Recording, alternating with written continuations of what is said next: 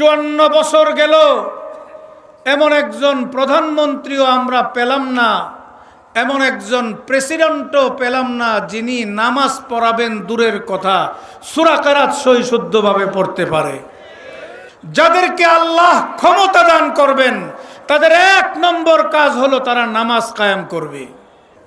আমি আপনাদের সামনে পবিত্র কোরআন শরীফের একটা আয়াত তেলাওয়াত করেছি এবং এই আয়াতের তর্জমা করে আমি শেষ করে দিব। আল্লাহ কোরআনে কারীমের মধ্যে ইরশাদ করেছেন, মুসলিম ভূখণ্ডের মধ্যে আমি যাদেরকে ক্ষমতা দান করি, আল্লাযীনা ইম্মাক্কান্নাহুম ফিল আরদ, যাদেরকে আমি ক্ষমতা দান করি, যারা মুসলমান দেশে, মুসলিম দেশে, মুসলিম ভূখণ্ডে, মুসলমানদের এলাকায় যারা মুসলমানদের রাষ্ট্রীয় দায়িত্ব পালন করবে, তাদের 4টা বৈশিষ্ট্য থাকতে হবে। কয়টা বৈশিষ্ট্য? 4টা বৈশিষ্ট্য থাকতে হবে। 1 নম্বর বৈশিষ্ট্য হলো আকামুস সালাত, তারা নামাজ কায়েম করবে। 1 নম্বর বৈশিষ্ট্য, রাষ্ট্রীয় ক্ষমতায় যারা যাবে তাদের 1 নম্বর বৈশিষ্ট্য হলো তারা নামাজ কায়েম করবে। 15-16 বছরের জাতাকল থেকে আমরা মুক্তি পেয়েছি গত বছরের আগস্টে। এবার বাংলাদেশ নতুন একটা গভর্নমেন্টকে স্বাগত জানানোর জন্য অপেক্ষায়।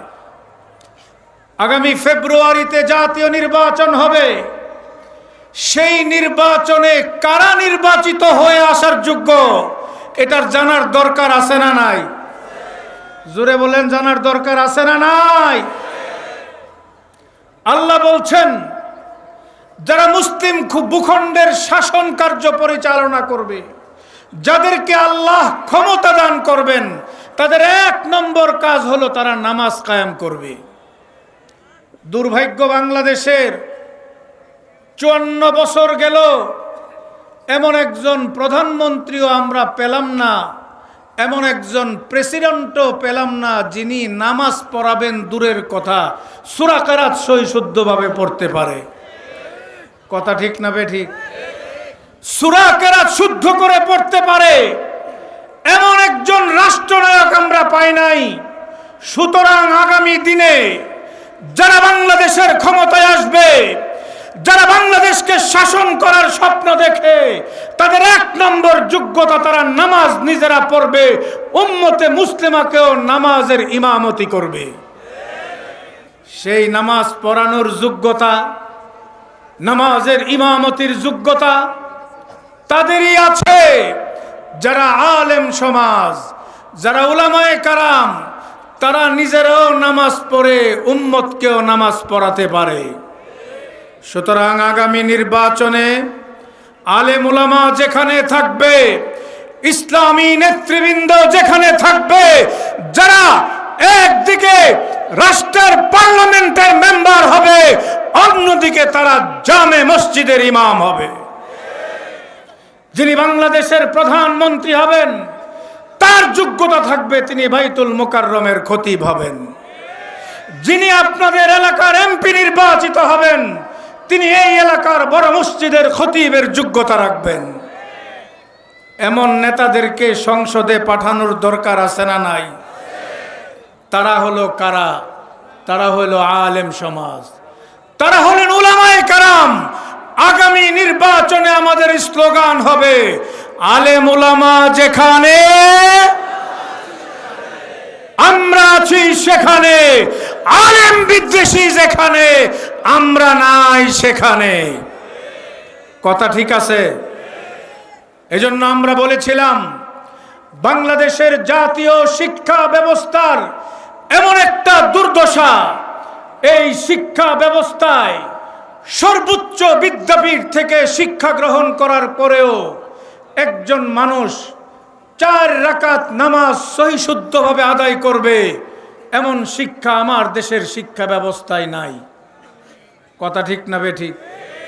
এজন্য দেশের উলামায়ে কেরাম দাবি করেছিল বাংলাদেশের প্রতিটি প্রাইমারি স্কুলে, প্রতিটি প্রাথমিক বিদ্যালয়ে মাদ্রাসা থেকে পাশ করা আলেমদেরকে যদি ধর্মীয় শিক্ষক নিয়োগ দেওয়া হয়, তাহলে এই আলেমরা আমার আপনার সন্তানদেরকে কোরআন সহি শুদ্ধভাবে শিখাবে, নামাজ শুদ্ধভাবে শিখাবে, সূরা কিরাত শুদ্ধভাবে শিখাবে।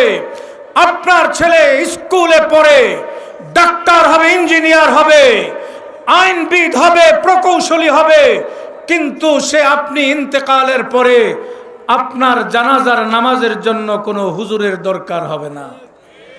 আপনার ছেলে ইঞ্জিনিয়ার, আপনার জানাজা সেই পড়াতে পারবে। আপনার ছেলে ডাক্তার, আপনি ইন্তেকালের পরে আপনার জানাজা আপনার ছেলেটাই পড়াতে পারবে। এজন্য আমরা বলেছি প্রতিটি বিদ্যালয়ে কওমি মাদ্রাসা থেকে পাশ করা দাওরায়ে হাদিসের সনদধারীদেরকে ধর্মীয় শিক্ষক হিসাবে নিয়োগ দিতে হবে। আপনারা কি একমত? একমত আছেন? আমরা হলফ করে বলতে পারি, বাংলাদেশের সব সেক্টরে যদি, ধর্মীয় শিক্ষাঙ্গনে যদি কওমি মাদ্রাসার পাশ করা ছাত্রদেরকে দেওয়া হয়, আমার দেশের বখাটে সংখ্যা কমে যাবে, আমার দেশের সন্ত্রাসীদের সংখ্যা কমে যাবে, দুর্নীতিবাজদের সংখ্যা কমে যাবে। কিন্তু আমরা চাইলাম ধর্মীয় শিক্ষক, সরকার নিয়োগ দিল গানের শিক্ষক। কথা ঠিক না বেঠিক? সঙ্গীতের শিক্ষক নিয়োগ দিছে, পরে যখন আলেম ওলামা ঠেলা দিল, কয় এখন আর ধর্মীয় শিক্ষক নিয়োগটা বাতিল। আমরা বলি ধর্মীয় শিক্ষক বাতিল করলে চলবে না, আরে গানের শিক্ষক বাতিল করলে চলবে না, ধর্মীয় শিক্ষক নিয়োগ দিতে হবে, নিয়োগ দিতে হবে।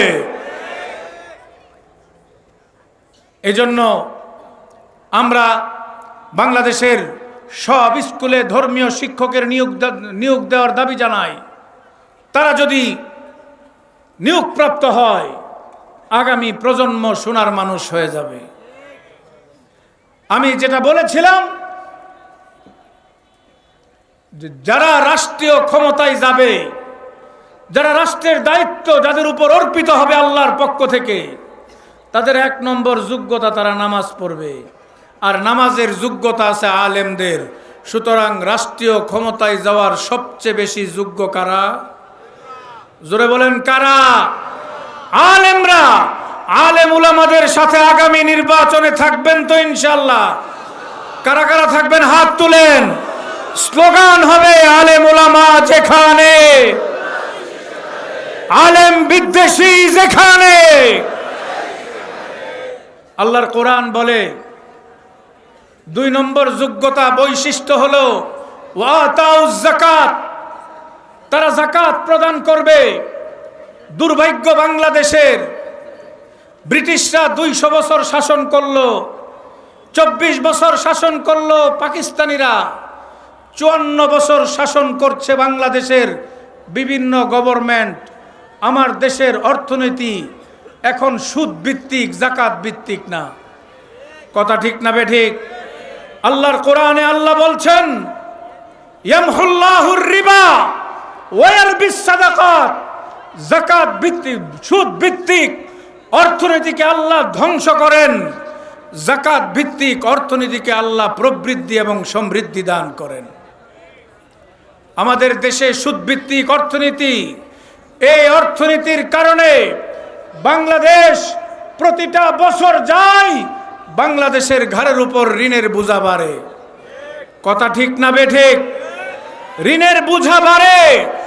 এজন্য আমরা আগামী দিনে যারা নিজেরাও যাকাত দেয় এবং জনগণ থেকে সঠিকভাবে যাকাত উসুল করার যোগ্যতা রাখে, আলেমদের সাথে থাকবো ইনশাআল্লাহ। 3 নম্বর হলো তারা সৎ কাজের আদেশ করে, অসৎ কাজ থেকে নিষেধ করে। সেই যোগ্যতা, এই 4 যোগ্যতা আলেমদের সাথে আছে। আল্লামা মামুনুল হক হাফিজাহুল্লাহ আগামী নির্বাচনে উলামায়ে কেরামকে ঐক্যবদ্ধ করে, ইসলামী জনতার নেতৃত্বকে ঐক্যবদ্ধ করে আগামী নির্বাচনে আল্লামা মামুনুল হক আপনাদের সামনে আসবে। আপনারা কারা কারা মামুনুল হক সাহেবের সাথে থাকবেন?